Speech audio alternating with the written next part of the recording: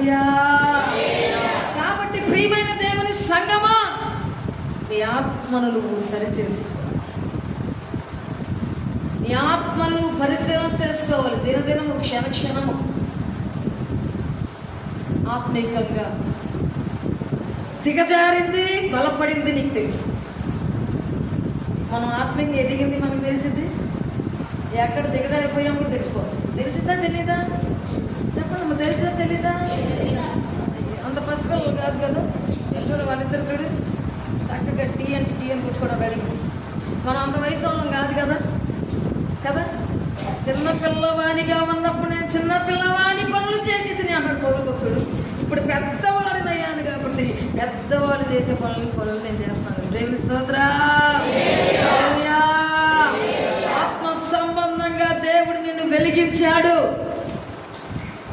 ఆ వెలుగు ఆరిపోకుండా చూసుకోవటమే మన